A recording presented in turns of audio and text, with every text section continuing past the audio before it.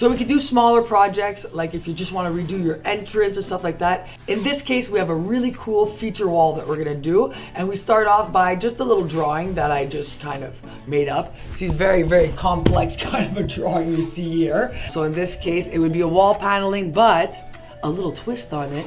Instead of just regular wall paneling, we're gonna put padded fabric in it to give it that extra oomph and it'll look super rich, but on a smaller budget. I can do it myself or we get professionals to do it, but I like to call myself professional when it comes to DIYs. Or I could show you how to do it. So let's get started. So this is a small example of the effect that it'll give. This will be the panel, and when we press down on it, it'll give this kind of an effect. So a really rich, luxurious effect with the sconce going on top. To do this padded fabric panel, you will need these items. So this you can get at your local fabric store. It's foam basically. It's about half an inch thick. You're gonna need a 90-degree ruler, some good scissors. I like to use liquid stitch instead of actually stitching it, because otherwise in this case it is gonna pull the fabric. This to hold your fabric, obviously measuring tape or fabric measuring tape, and your initial beautiful drawing. I didn't do it to scale because with the contractor then we actually do the real measurements on the actual wall like you saw before.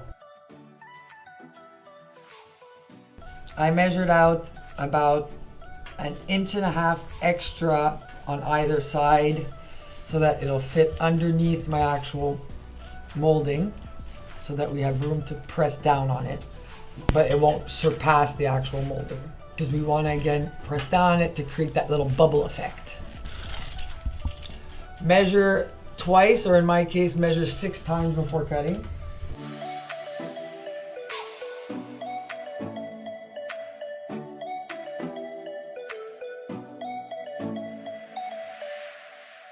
You want a fabric that has a tiny bit of stretch in it. Otherwise, your foam is gonna stretch, but not your fabric, and then it'll create some creases. Lay your fabric down.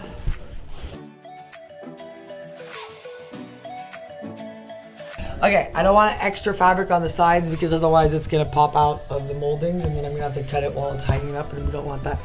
And sometimes if you're doing just like regular wall panelings without the padding, usually I would do it on a board first and then you'd be able to just staple it on there, done, and then you put it on the wall. But because we're stretching it kind of on the wall already, I can't do that.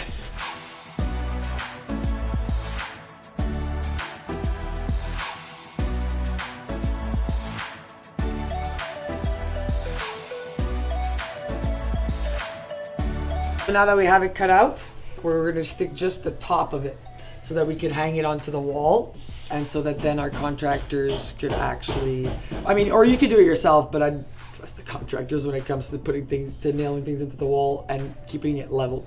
Usually I suggest being 2 people to hang it up to make sure it's nice and tight, and because the frame will be what's really holding it in place. I'm just gonna secure it with little tiny 1.5 inch nails. As you can see, this fabric, what happens is that it bunches up, so that if you would actually clip it on, it's gonna start doing this. So it's better to wait until we actually use the entire frame, because then it'll really give us a smooth finish. So this stuff, the problem is that if you put too much of it, it goes through the fabric and then it'll look like this, which you don't want. So be careful with this stuff. That's why I'm using it just on the edges, which will be covered up anyways by the frame. Okay, so be careful with this stuff. The lazy way of doing things isn't always the best way, okay?